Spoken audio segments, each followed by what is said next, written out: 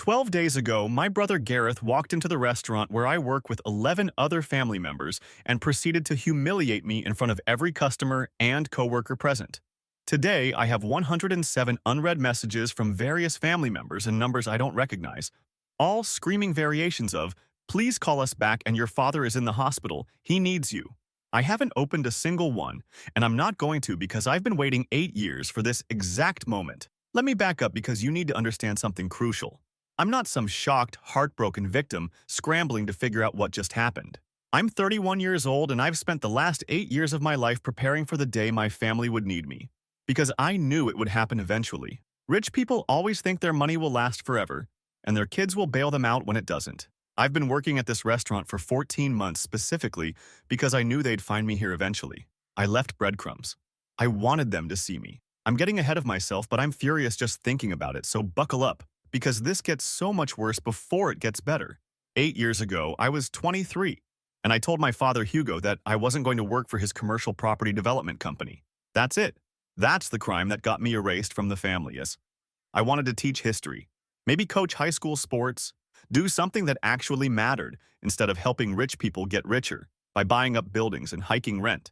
My father told me I was being naive and stupid. My mother Gwendolyn said I was ungrateful. My brother Gareth, who was already working for Hugo, said I was throwing away a six-figure salary to make $30,000 a year babysitting teenagers. I told them I'd made my decision and I was moving forward with it. Hugo gave me 1 month to change my mind. When I didn't, he called me into his office at the house. Not the company office, his office, in the house, because even at home everything was about business and status and image. And he told me that if I walked out that door, I was no longer his son. Gwendolyn stood next to him and nodded. Gareth smirked. My sister Catherine filmed it on her phone because even then she was obsessed with getting content for whatever social media platform she was using that week. I walked out. I figured they'd cool off eventually, that this was just Hugo being dramatic and controlling like always. I was wrong. They changed their numbers, every single one of them. I tried calling for 3 weeks before I realized they'd actually done it. I drove to the house and the gate code had been changed. I went to the office and security wouldn't let me pass the lobby. I tried to reach out to extended family and found out that Hugo and Gwendolyn had already gotten to them. I was persona non grata at every family gathering, every holiday, every event. But here's the thing that made me understand exactly what kind of people they were. I ran into my aunt at a grocery store about 4 months after the whole situation exploded, and she looked at me like she'd seen a ghost. Actually, she looked through me at first, and then when I said her name, she jumped and grabbed her cart and she said, "Oh my God, Zane, I thought you were dead. Hugo told everyone you died in a car crash. I'm so sorry, I have to go." And she literally ran away from me in the produce section. They told everyone I was dead. My own parents told their friends, their family, their social circle, that their youngest son died rather than admit I'd chosen a different career path. And everyone just believed it. Nobody questioned it. Nobody asked for details. They probably threw some kind of memorial service and cried their fake tears and accepted sympathy from the country club crowd and then went right back to their lives. That's when I stopped being sad and started being angry. That's when I realized these people weren't going to suddenly realize they'd made a mistake and welcome me back. They'd made a calculated decision to erase me because I'd embarrassed them, and they were going to stick with it forever. So I made my own calculations. I looked at their world, Hugo's company, Gareth being groomed to take over, Catherine doing whatever influencer nonsense she was into, Gwendolyn running her charity boards and country club committees, and I realized that people like that always need something eventually. Money runs out, businesses fail, scandals happen. And when it did, they'd come looking for me because I was still legally their son and blood matters to people like them when it's convenient. I got my teaching license. I taught middle school history for 5 years in a district 2 hours away where nobody knew my family. I lived in a tiny apartment and drove a 2009 Toyota Corolla with a dent in the passenger door. And I was actually happy because I was doing work that mattered and nobody was measuring my worth by my bank account or my last name. But I never forgot what they did. I never forgave it. I never healed from it, like some people in the comments are probably going to suggest I should have. I stayed angry because anger is fuel, and I was going to need it. About 18 months ago, I started hearing things through the grapevine. Hugo's company was struggling. Some big deals had fallen through. Commercial real estate was shifting in ways that hurt his particular business model. I have a friend from college who works in property management in the same city, and he keeps me updated on industry gossip without knowing why I care so much. Hugo was making desperate moves, taking on partners he normally wouldn't touch, leveraging properties he'd usually keep free and clear. That's when I quit teaching and moved back to their city. I got a job bussing tables at an upscale restaurant in the financial district, where I knew the family ate regularly because Catherine posts every meal on Instagram and tags the locations. I kept my head down and waited.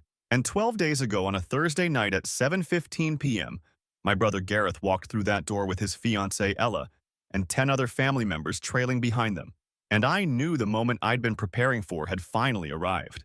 I was clearing table 6 when I heard Gareth's voice, and I turned around and made direct eye contact with him. I watched his face go through about 15 different expressions in 3 seconds. Confusion, recognition, disbelief, and then this horrible glee because Gareth has always been a bully, and bullies love an audience. He literally howled, made this loud braying sound, and pointed at me and yelled, "No freaking way," across the entire restaurant. Every conversation stopped, every head turned. My manager froze near the kitchen door. And Gareth yelled, "That's my brother, everyone." 31 years old and still bussing tables, God really does make mistakes. The table they were being seated at was right in the middle of the dining room. Prime location, impossible to miss. Ella, his fiancée, covered her mouth and said, "This is the brother you said died in a car crash?" Her voice carried perfectly because the whole restaurant had gone silent. Catherine whipped out her phone and started recording before I could even react. She was narrating like she was doing a TikTok or something. "Wait till I post this, where the family genes went wrong. Oh my God, this is gold." She was actually smiling while she filmed me standing there in my busboy apron with a tub of dirty dishes in my hands.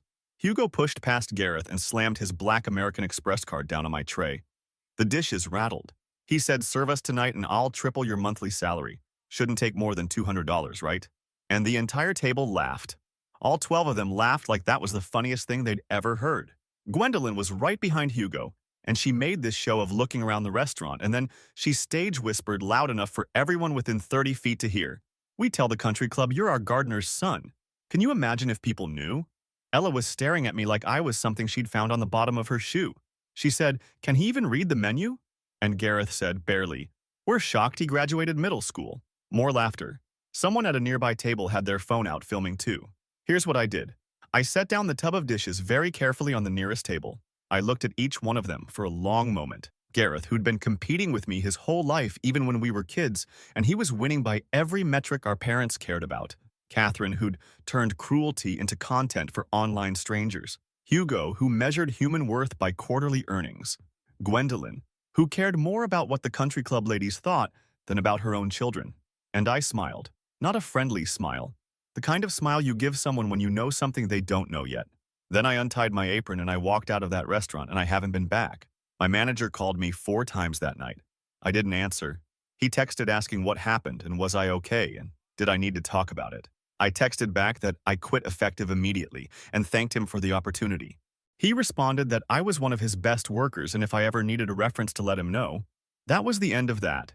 The family didn't try to contact me that night. I think they were too busy enjoying their triumph and their expensive meal.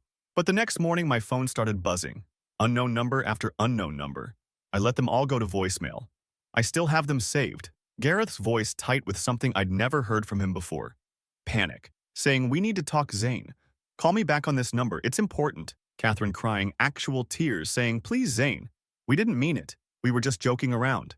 Gwendolyn saying, "Your father needs you to call him back immediately. This is serious."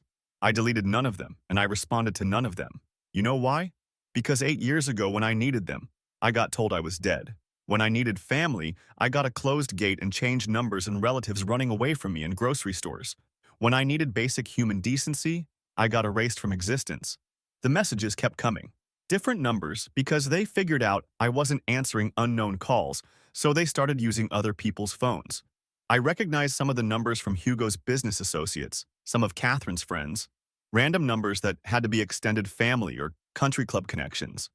All of them saying variations of the same thing. "Call back. This is urgent. Your father is very sick. We need to talk to you, please, Zane." On day 4, I got a text from a number that identified itself as Ella. She'd somehow gotten my number from someone and she wrote, "I don't know what's going on with your family, but Gareth is losing his mind. And I need you to talk to him because he won't tell me what's happening, but he hasn't slept in 3 days."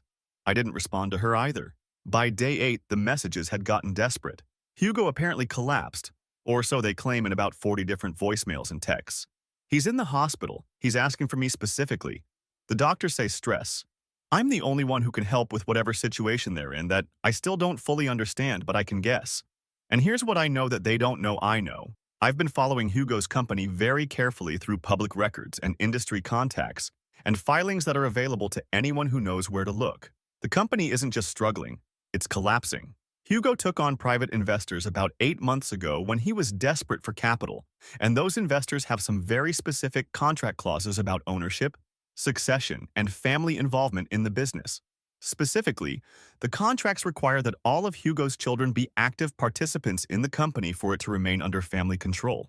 If even one child is excluded or unavailable, the investors can trigger a buyout clause at a predetermined price that's well below market value. It's the kind of thing rich people agree to when they're sure they'll never need to worry about it because they have perfect control over their perfect family. Except Hugo told everyone his youngest son was dead. And now, whatever crisis hit, maybe the investors are calling the clause, maybe there's an audit, maybe someone looked into the family structure and realized there's a living son who's not involved. They need me to somehow fix it or participate or sign something. And they can't even admit I exist without admitting they've been lying for 8 years. I haven't confirmed any of this yet because I haven't responded to a single message, but I can read the panic in every voicemail. I can hear how carefully they're avoiding explaining what they actually need from me. And I am loving every second of their desperation. You know what I'm doing instead of calling them back? I'm sitting in my apartment with those 107 unread messages, and I'm planning exactly how I'm going to make every single one of them pay for what they did to me. Not by ignoring them. That would be too easy and too kind. By engaging with them on my terms, when I'm ready, in ways they won't see coming until it's too late. Because here's what they don't understand. I'm not the embarrassed 23-year-old who walked away hoping they'd change their minds. I'm not the sad, rejected son who spent 8 years wishing things were different. I'm the person they created when they chose cruelty over family, when they chose appearances over truth, when they chose money over humanity. And I've had 8 years to think about exactly what I'm going to do when they finally needed me. The messages keep coming. Right now, as I'm typing this, my phone is buzzing with another call. Unknown number. Probably Gwendolyn or Catherine using someone else's phone again. I'm going to let it go to voicemail like all the others. I'm going to make them wait exactly as long as they made me wait to matter to them. And when I'm finally ready to respond, it's not going to be the response they're expecting or hoping for. Update 1. If you read my original post, you know my family publicly humiliated me at my workplace after telling everyone I was dead for 8 years. You also know I've been ignoring their 107+ messages because I've been waiting for this exact situation for nearly a decade, and I'm not about to rush my response just because they're finally panicking. What I didn't expect was for them to show up at my apartment on day 14, and before anyone asks how they found me, Catherine has apparently been stalking my social media for years through fake accounts, and I posted a photo of the view from my balcony about 6 months ago, and she reverse image searched it or got someone tech-savvy to do it because that's the level of obsessive these people operate at when they want something. It was a Saturday morning around 9 a.m., and I was making breakfast when someone started pounding on my door. Not knocking, pounding. The kind of aggressive banging that makes your neighbors peek through their peepholes. I looked through my own peepholes and saw Gareth standing there in a wrinkled dress shirt and khakis, and he looked like he hadn't slept in about a week. I opened the door, and before I could say anything, he pushed past me into my apartment. Just barged right in like he owned the place. Old habits die hard with people who have never been told no in their entire lives. He spun around and said, "We need to talk right now. Zane, this is serious, and you ignoring us is making everything worse." His hands were shaking. Actually, shaking. I'd never seen Gareth anything but completely composed and arrogant, and watching him fall apart was honestly the best thing I'd experienced in years. I closed the door and leaned against it, and said, "I don't recall inviting you in, but sure, Gareth, let's talk. What brings you to my humble apartment that probably costs less per month than your car payment?" He didn't even acknowledge the jab. He said, "Dad's company is going under, the investors are calling in the contracts, and they need documentation that all of Hugo's children are involved in the business or they're going to trigger a buyout that will leave us with basically nothing." And when I say us, I mean the whole family because everything is tied up in this. The house, the cars, Mom's country club memberships, Catherine's lifestyle, my wedding fund, everything. I sat down on my couch and said, "Fascinating. Continue." Gareth started pacing. He said the investors did a background check as part of some standard audit process, and they found out Hugo has another son who's not listed anywhere in the company documentation. They think it's fraud or concealment or something, and they're using it as justification to execute the buyout clause at the price they set 18 months ago, which is about 40% of what the company is actually worth, even in its current struggling state. And here's where it gets really good. I said, so they found out Hugo's been lying about having a dead son? And Gareth actually flinched. He said they don't know about that part yet. They just know there's a son who exists and isn't involved. But if they start digging deeper, they're going to find out Dad has been telling people you died, and that's going to open up a whole other nightmare of questions about why he would do that and what else he might be lying about. I started laughing. I couldn't help it. The irony was just too perfect. I said, so let me get this straight. Hugo told everyone I was dead to save face when I wouldn't join his company. And now the fact that I'm alive and not in the company is going to destroy that same company? That's almost poetic. Gareth stopped pacing and said, this isn't funny, Zane. This affects all of us. This affects me. I've spent 8 years working for this company and positioning myself to take over, and now it's all going to collapse because you decided to throw a tantrum when you were 23. And there it was. The real Gareth, not the panicked, desperate version who showed up at my door, but the one who still thought this was somehow my fault for not falling in line. I stood up and said, I'm going to tell you something. Gareth and I want you to listen very carefully. I didn't throw a tantrum. I made a choice about my own life. And Hugo responded by erasing me from existence and telling everyone I died in a car crash. Mom stood next to him and agreed with it. You smirked and went right back to work. Catherine filmed it for entertainment. So forgive me if I don't feel particularly motivated to save the company that I was never allowed to be part of in the first place. He said, we can fix this. We can bring you in now. We can backdate some paperwork and make it look like you've been involved all along. We just need you to sign some documents and show up to a few meetings and verify to the investors that you're an active family member working toward the company's success. I said you want me to lie for you. You want me to commit fraud to save Hugo's company. After 8 years of being dead. Gareth said it's not fraud, it's just adjusting the timeline. And yes, we treated you badly, but that was a long time ago and we're family. And family helps each other when it matters. The audacity. The audacity of this man standing in my apartment telling me about family obligations after 8 years of complete silence. I said, get out. He said, Zane, please be reasonable. Think about what you're doing. If this company collapses, it's not just Dad who suffers, it's all of us. And you know what that will do to Mom and Catherine and everyone who depends on this income. I said I've had 8 years to think about what I'm doing. Gareth, and my thinking is crystal clear. You want to know what reasonable looks like? Reasonable is me not calling the investors myself and telling them about the dead son story. Reasonable is me not going public with how your family operates. Reasonable is me just continuing to ignore your calls and let nature take its course. Now get out of my apartment before I make you leave. He stood there for another minute trying to figure out if there was any angle he could work, any leverage he could use. Then he said, Ella's pregnant. Did you know that? We're getting married in 4 months and having a baby in 6, and you're going to let your nephew or niece grow up poor because you're holding a grudge? And that's when I knew they'd sent Gareth first, because they thought the baby news would manipulate me into helping. They'd literally weaponized an unborn child in their first direct contact attempt. I walked to the door and opened it and said, congratulations on the pregnancy. I hope the kid inherits Ella's personality instead of yours. Now leave. He left. But he stopped in the hallway and said, you have 3 days, Zane. That's when the investors are making their final decision. 3 days to decide if you want to be part of this family or if you want to burn it all down. And before you answer, remember that we'll all remember your choice. I closed the door and locked it.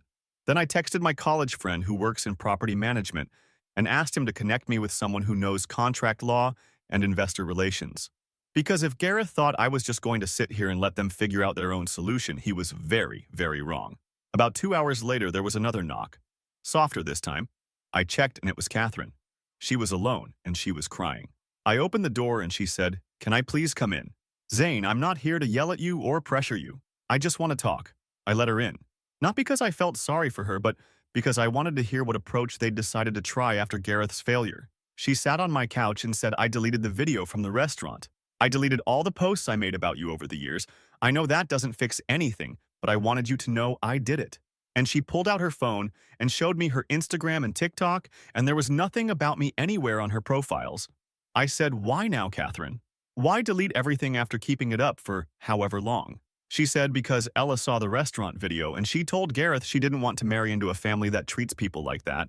And Gareth told her she was overreacting, but then Ella started asking questions about why they said I was dead and what really happened. And now there's this whole thing where Ella is threatening to call off the wedding unless she gets answers. And Gareth is losing his mind because the pregnancy and the wedding and the company are all falling apart at once. This was new information and it was gold. I said, so Ella doesn't know the full story? Catherine said nobody knows the full story except us. Everyone else still thinks you're either dead or that you just disappeared or that there was some kind of falling out but nothing specific. And now Ella is demanding to know everything, and Gareth won't tell her because it makes us all look terrible, and she's saying if he won't be honest with her before marriage, then she doesn't want to marry him at all. I sat down across from Catherine and said, that sounds like a Gareth problem, not a me problem. She said, Zane, please. I know we treated you horribly. I know what we did was unforgivable. But Gareth is my brother, and he's falling apart, and Mom and Dad are barely speaking to each other because Dad blames Mom for suggesting they tell people you were dead in the first place, and Mom blames Dad for cutting you off and making the suggestion necessary. And the whole family is imploding, and you're the only one who can stop it. And I realized right then that they weren't just dealing with the investor problem. The pressure of the company collapse was fracturing every relationship in the family. They were turning on each other. Hugo and Gwendolyn were fighting. Gareth and Ella were on the verge of breaking up. Catherine was stuck in the middle, trying to fix everything with her phone and her apologies and her deleted videos.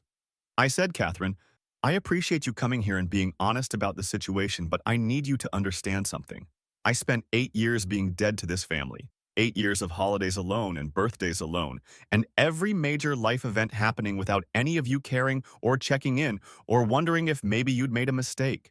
And now that there are consequences for your choices, you want me to step in and make it all better?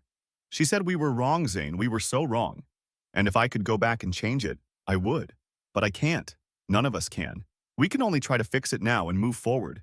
And I'm begging you to please just consider helping us, because losing everything won't just hurt Mom and Dad. It'll hurt all of us, and we're still family, even if we haven't acted like it. I said, what exactly does helping look like, Catherine? What do they want from me? She said they need you to sign documents saying you're a voluntary inactive family member who chose not to participate in the business, but maintains relationships with the family and supports their work. Basically, they need you to confirm you exist and you're connected to them, but you made your own choice not to be involved. It protects them from the fraud angle and satisfies the investors that there's no hidden family drama affecting business operations. I said, and if I don't sign? She said the investors execute the buyout, the company sells for a fraction of its value. Hugo and Mom lose the house because it's leveraged as collateral. Gareth loses his job and his wedding fund, and probably his fiancée. I lose my lifestyle and my platform because nobody wants to follow a broke influencer. And basically, we all start over with nothing. The revenge was writing itself. All I had to do was exactly nothing. But I'm not interested in passive revenge anymore. I want them to understand exactly what they did, and I want them to face it directly. I said, I'll think about it, Catherine, but I'm not making any promises, and my timeline is not your timeline. Now you should probably leave because I have things to do. She left, but she turned around at the door and said, Ella keeps asking me questions about you, and I don't know what to tell her anymore. She wants to meet you. She says she needs to hear your side before she makes any decisions about Gareth. And that was interesting, because if Ella wanted to meet me, then she was already doubting everything Gareth had told her. And if she was doubting Gareth, then she was a potential ally in ways I hadn't considered. I said, tell Ella she can reach me through Instagram if she wants to talk. My profile is public. Then I closed the door. Within an hour, Ella had sent me a DM asking if we could meet somewhere and talk, because she needed to understand what happened, and Gareth wouldn't give her straight answers, and she was 6 weeks pregnant and trying to decide if she was marrying into a family of liars. I suggested we meet at the public library on Wednesday afternoon. Neutral territory. Public enough to be safe, quiet enough to have a real conversation. She agreed immediately. And now I have 3 days until the investor deadline and one meeting with my brother's pregnant fiancée, who's questioning everything she thought she knew about the family she's marrying into. The messages from Hugo and Gwendolyn haven't stopped. I'm up to 183 unread now. I still haven't opened one. This is going exactly according to a plan I didn't even know I had until it started happening. Update 2. For those just joining, my family told everyone I was dead for 8 years after I refused to work for my father's company. Then, they publicly humiliated me at my workplace 2 weeks ago. And now they're desperate for my help because their company is collapsing and they need me to sign documents proving I exist, and chose not to participate in the family business. Wednesday afternoon, I met Ella at the public library like we'd arranged. She was already there when I arrived, sitting at one of those study tables near the back windows, and she looked exactly like the type of woman Gareth would choose. Put together, expensive handbag, perfectly styled hair, even though she's 6 weeks pregnant and supposedly stressed about her relationship falling apart. I sat down across from her and said, thanks for meeting me here. I figured neutral territory would be better than anywhere connected to the family. She said, actually, I appreciate it because Gareth has been watching my every move since I told him I wanted to talk to you, and meeting at your apartment or mine would have caused a massive fight. Already interesting. She'd thought about the logistics of hiding this meeting from Gareth. She said, I need you to tell me the truth about what happened 8 years ago because every time I ask Gareth, he gives me a different version and Catherine keeps apologizing for things without explaining what she's apologizing for, and your parents won't even acknowledge that you exist when I bring you up directly. I said, what has Gareth told you? She said at first he told me you died in a car crash before we met. That's what he said for the entire first year we were dating. Then after the restaurant incident, when I confronted him, he said, okay, you're not dead, but you had a falling out with the family over money, and you've been estranged ever since, and you're mentally unstable and prone to causing drama, which is why they don't talk about you. Then, after Catherine told me about the investor situation, he admitted that you're not unstable, you just refuse to work for Hugo, and there was a disagreement about career paths. 3 different stories from Gareth. Classic manipulation tactic. Change the narrative based on what you think you can get away with in the moment. I said the truth is, I told Hugo I wanted to be a teacher instead of working for his company, and he responded by disowning me, changing everyone's numbers, telling the entire extended family and social circle that I died in a car crash, and erasing me from existence for 8 years. No money disagreement. No mental instability. Just a father who couldn't handle his son making an independent choice. Ella sat back and said, that's what I was afraid you'd say. She didn't look shocked. She looked confirmed. I said, you already suspected this? She said, I've known Gareth for 3 years, and I've watched how he talks about people who disappoint him or don't fall in line with what he wants, and I've seen how Hugo and Gwendolyn operate at family dinners and events. And I've heard the way Catherine casually mentions cutting people out of her life over the smallest things. And I've been getting this feeling for months that I'm marrying into something that's not what I signed up for. This was not going the direction I expected.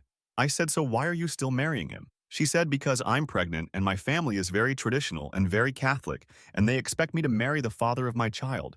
And Gareth seemed like a safe choice. Successful family, good income, respectable career. And I thought I could make it work even if I wasn't completely in love with him because sometimes marriages are about partnership and stability instead of romance. The honesty was almost jarring. I said that's a pretty calculated approach to marriage. She said I'm 29 years old, and I spent my 20s watching my friends marry for love and then divorce within 5 years, and I decided I wanted something different, something practical. And Gareth fit the criteria. Or he did, until the restaurant incident when I saw how he treated you and how the whole family joined in, and I realized these people are capable of genuine cruelty when someone doesn't serve their purposes. I said, so what do you want from me, Ella? Why did you want to meet? She leaned forward and said, I want to know if signing those documents and helping them with the investor situation means they'll treat you like family again, or if this is just temporary until they get what they need, and then they'll throw you away again. Because if it's the second thing, then I need to know that's who I'm marrying into, and I need to make different choices for me and my baby. And there it was. She wasn't here to understand my situation. She was here to gather information for her decision. She was using me as a test case for how the family operates so she could decide if she wanted to be part of it. I said, Ella, I can't tell you what to do about Gareth, but I can tell you this. These people don't change. They respond to pressure and necessity and self-interest. Right now, they need me, so they're reaching out and apologizing and trying to manipulate me into helping. The second that need disappears, they'll go right back to treating me however serves them best. She said that's what I thought. She pulled out her phone and said, can I show you something? And before I could answer, she turned the screen toward me, and it was a text thread between her and Gareth from 2 days ago. Gareth had written, if Zane won't help us, then we need to consider other options. Maybe we can convince the investors that he's mentally incompetent or that he's estranged because of his own choices and it doesn't reflect on the family's stability. We just need to control the narrative before he gets a chance to tell his version. Ella had responded, you want to tell more lies about your brother? Gareth wrote, it's not lies, it's strategic framing, and we're running out of time. Dad thinks we can make this work if we all get on the same page about the story. I looked at Ella and said, why are you showing me this? She said, because I need you to know what you're dealing with. Gareth isn't planning to make amends with you. He's planning to use you if you cooperate and destroy your credibility if you don't. And I need you to know that so you can make informed decisions about how to protect yourself. This was not an alliance. This was not her taking my side. This was her covering her own bases so that if everything exploded, she could say she tried to warn me. I said, what do you get out of showing me this, Ella? She said, if this family collapses and Gareth ends up with nothing, then I need to be able to prove I tried to prevent it, that I made good faith efforts to resolve the situation, Because my family's money is already invested in the wedding, and my father is Hugo's business partner on several properties, and if everything falls apart, I need evidence that I was trying to help not hurt the situation. Wait, wait, her father is Hugo's business partner? I said your father works with Hugo? She said my father owns the buildings that house three of Hugo's major commercial properties, has for 15 years. And if Hugo's company collapses and can't pay rent, then my father loses significant income too. So yes, this affects my family directly, which is why I'm here. This whole thing was so much bigger than I realized. This wasn't just about Hugo's company. This was about connected businesses and families and money flowing through multiple channels. I said, so you're not here because you care about me or even because you're questioning Gareth. You're here because your family's financial interests are at stake. She said, I'm here because I'm 6 weeks pregnant and trying to figure out if I'm binding myself to people who will destroy anyone in their path, including their own son. And if the answer is yes, then I need to make different arrangements for my life and my child's future. And yes, my family's money is part of that calculation, because I'm not going to pretend money doesn't matter when we both know it does. At least she was honest about it. I said, I appreciate you showing me that text thread, but I'm not signing anything and I'm not helping Hugo or Gareth or anyone else in this family, so you can take that information back to your father and let him make his own business decisions. She said, that's what I figured you'd say, which is why I need to tell you something else. Hugo and Gwendolyn know we're meeting right now, Catherine told them.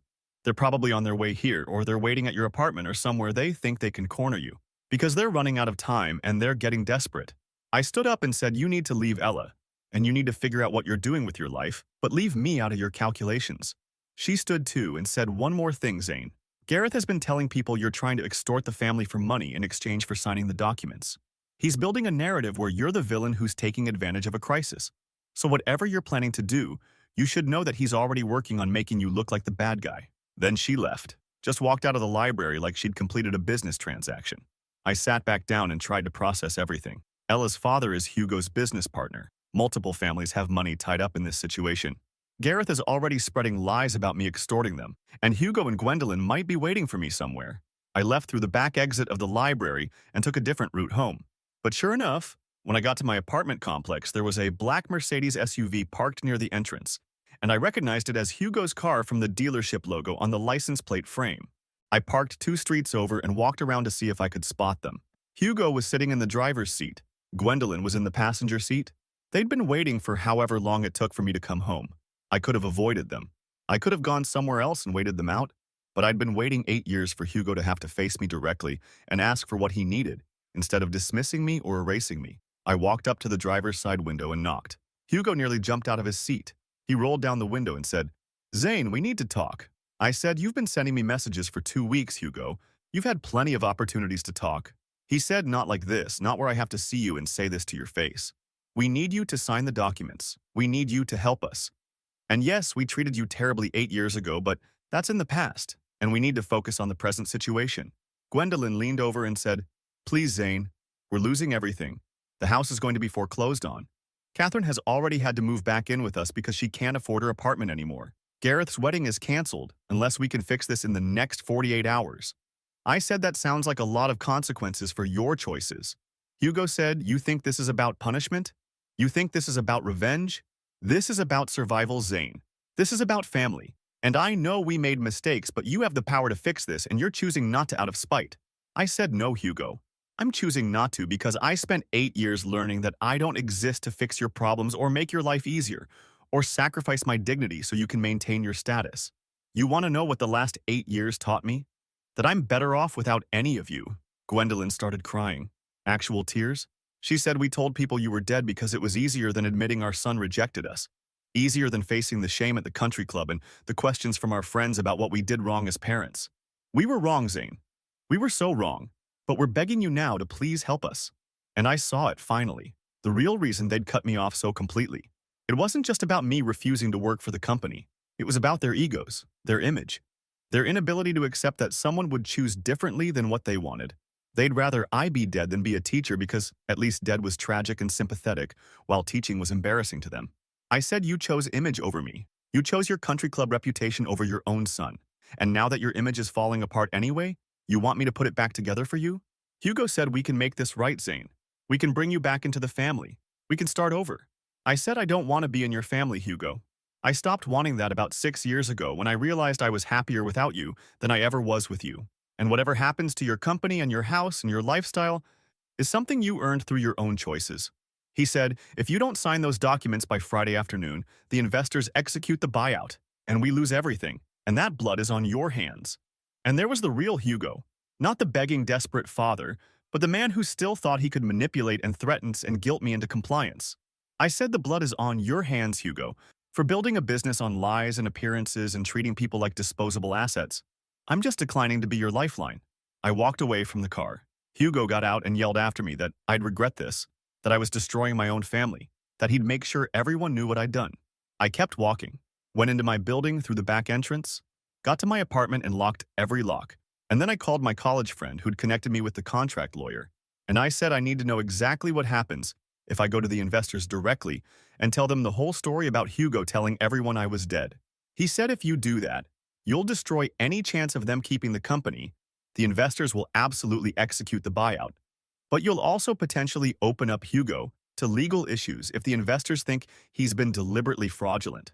I said, what if I wait until after their deadline and then tell the story? He said then it won't matter for the company because it'll already be sold. But it'll destroy Hugo's reputation and credibility and make it nearly impossible for him to work in commercial real estate again. I said, good. Tell me everything I need to know.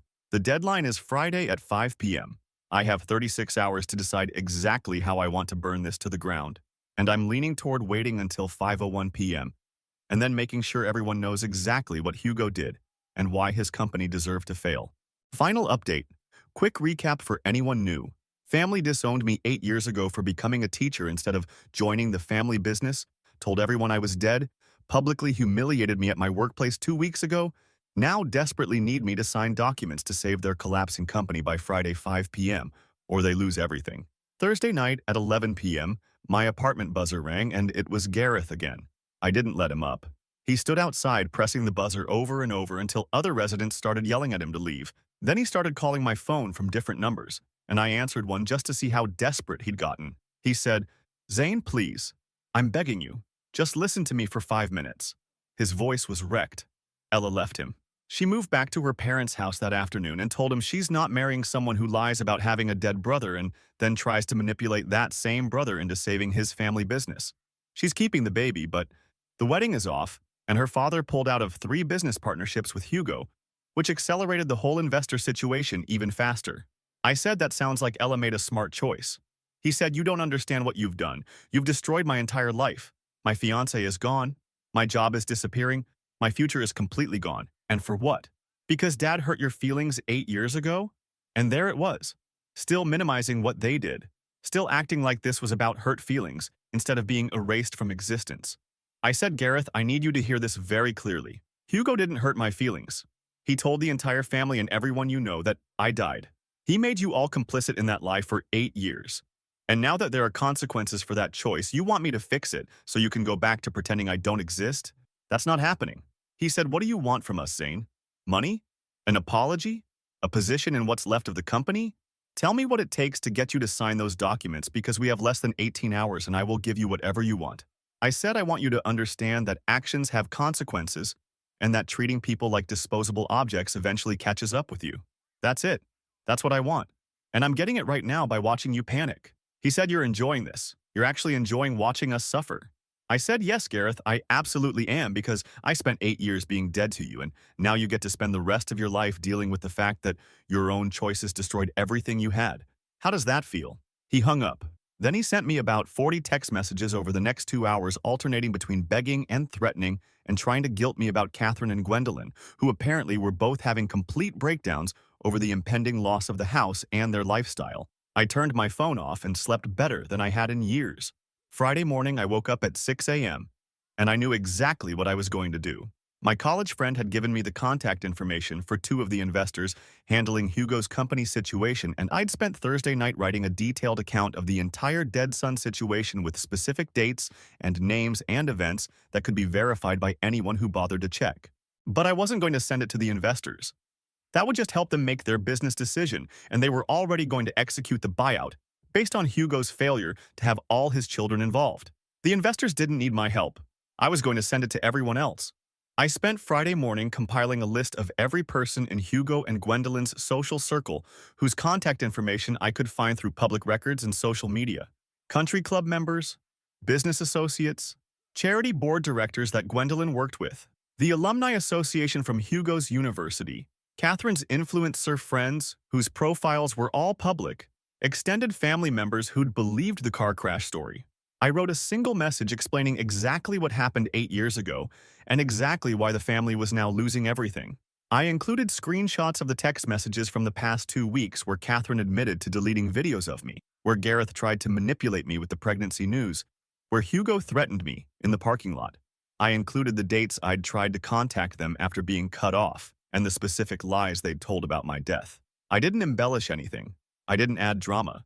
I just laid out the facts in chronological order and let the facts speak for themselves.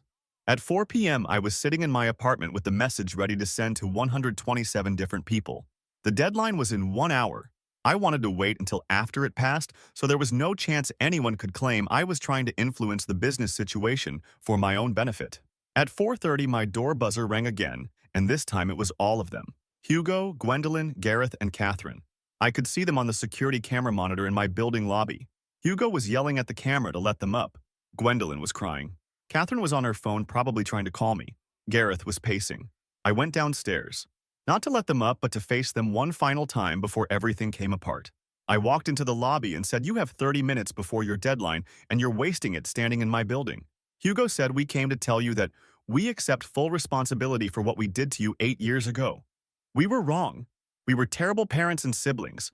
And we're not asking you to forgive us, but we're asking you to please not let that destroy Catherine and Gwendolyn, who don't deserve to lose their home over choices Hugo and I made." Wait, Hugo was separating himself and acknowledging that he and Gareth made the choices? That was new. Gwendolyn said, "We've already lost so much, Zane. Gareth lost Ella and the baby." Catherine had to move back home and close all her social media because people were asking too many questions about why we suddenly had a living son. Hugo's health is failing from the stress. We've lost almost everything that mattered to us, and we know that's our own fault, but please don't let us lose the actual house we live in. I said, "You think the house is what matters? You think keeping your physical address is the priority here?" Catherine said, "It's all we have left, Zane. Everything else is already gone. Gareth's reputation in the industry is destroyed because Ella's father told everyone what happened. My online following dropped by 60% in 3 days. Because I couldn't explain the situation without admitting we lied about you being dead. Mom had to resign from 2 charity boards because questions were being asked that she couldn't answer. So it was already falling apart even before the investor deadline. The cracks in their lies were spreading faster than they could patch them." Gareth said, "If you won't sign the documents, then at least don't make it worse. At least let us try to rebuild something from what's left. Don't go public with the full story because that will make it impossible for any of us to ever recover." And I realized that's what they were really here for. They'd accepted the company was gone. They'd accepted the financial loss. They were here to beg me not to destroy their reputations and social standing because that was the only thing they had left that mattered to them. I pulled out my phone and I showed them the message I'd written and the list of 127 people I was planning to send it to at 5:01 p.m. Gwendolyn read it and said, "Please, Zane, please don't send this. This will destroy us in ways we can't come back from. No one will speak to us again. We'll be completely ostracized from every social circle we've ever been part of." I said, "You mean you'll be treated the way you treated me? You'll be erased from your community the way you erased me from the family?" Hugo said, "This is cruel, Zane. This is vindictive and cruel, and it's beneath you." I said, "No, Hugo, this is consequences. This is what happens when you build your entire life on lies and appearances, and then those lies catch up with you. You wanted me dead rather than admit I chose differently than you wanted. Now you get to live with everyone knowing exactly what you did." Catherine said, "What do you want from us? What can we possibly do at this point to make you not send that message?" I said, "I want you to understand that I spent 8 years being nobody to you, and I'm not going to spend one more second caring about what happens to you. Send the message or don't send the message. Either way, you're going to lose everything that mattered to you because you chose image over substance 8 years ago, and that choice is finally coming due." Gareth said, "You're going to send it anyway. You've already decided. This whole conversation is just you torturing us before you do it." I said, "Yes, Gareth, that's exactly what this is. Because I earned this moment. I earned watching you realize that everything you built was built on a foundation of cruelty and lies, and now it's collapsing and there's nothing you can do to stop it." Hugo said, "If you send that message, we'll never speak to you again. You'll be completely cut off from this family forever." I actually laughed. I said, Hugo, you declared me dead 8 years ago. You can't cut me off more than you already did. That threat doesn't work anymore. Gwendolyn said, what about forgiveness, Zane? What about family? What about mercy? I said, you want mercy? You want family? Where was mercy when you ran away from me in a grocery store? Where was family when you changed all your numbers? Where was forgiveness when I tried for months to reconcile and you treated me like I didn't exist? You don't get to invoke family values now when you spent 8 years demonstrating you don't actually have any. My phone timer went off. It was 5 p.m. The deadline had passed. I said the investors just executed the buyout. Hugo's company is officially sold, and now I'm going to make sure everyone knows exactly why it happened. I hit send on my phone. The message went out to all 127 contacts simultaneously. Catherine grabbed for my phone, but I pulled it back and said it's already done. You can't unsend it. And in about 3 minutes, all of those people are going to start reading about exactly what you did and why you're losing everything. Hugo sat down on the lobby floor, just collapsed right there. Gwendolyn started crying harder. Gareth punched the wall next to the elevator. Catherine was frantically trying to text people to do damage control, but what was she going to say? Everything in my message was true and verifiable. I said you should probably leave now because building security is going to show up soon and I don't want you here when they do. None of them moved. They just stood there or sat there processing what had just happened. So I turned around and went back upstairs to my apartment, and I locked the door and I sat down on my couch, and I waited for the responses to start coming in. Within 10 minutes, my phone started buzzing with responses. Some people were shocked. Some people were asking questions. Some people were saying they'd always suspected something was off about the car crash story. Some people were absolutely furious at Hugo and Gwendolyn for lying to them for 8 years. One of Gwendolyn's charity board friends sent me a long message saying she was so sorry for believing the lie, and that she'd tried to send flowers to a funeral 8 years ago that apparently never happened and she felt manipulated and used. Several of Hugo's business associates sent messages saying they were cutting ties immediately because they couldn't trust someone who would lie about their own son's death. Catherine's influencer friends started subtweeting and vague posting about fake people and family lies, and by Friday evening, there were entire threads dedicated to discussing what had happened, without naming names, but everyone knew exactly who they were talking about. The extended family members started group chatting, asking who knew what and when, and blaming each other for not questioning the story harder. My aunt, who'd run away from me in the grocery store, sent me a private message, apologizing profusely and saying she'd never forgive herself for believing Hugo's lie. By Saturday morning, the whole situation had spread through their social circles like a fire. The country club apparently had an emergency board meeting about whether Hugo and Gwendolyn's membership should be revoked for conduct unbecoming. 3 of the charity boards Gwendolyn worked with asked for her resignation in writing. Hugo's remaining business contacts stopped returning his calls. I know all this because Catherine sent me a series of desperate text messages Saturday night begging me to send a retraction or a clarification or something that would stop the social destruction. She said Mom and Dad won't leave their bedroom, they're not eating. They're not answering the door, they're just sitting there in silence, watching their entire social life disintegrate in real time. I didn't respond to Catherine. There was nothing left to say. Gareth sent one final message on Sunday. He said, I hope you're happy now, Zane. You got exactly what you wanted. We've lost everything, including our dignity and our reputations and any chance of rebuilding. And I hope it was worth it because you've destroyed your own family to satisfy your need for revenge. I wrote back, that's the difference between us. Gareth, you still think we're family. We stopped being family the day Hugo told everyone I was dead and you all went along with it. What I destroyed was the lie you were all living. You did this to yourselves. He didn't respond after that.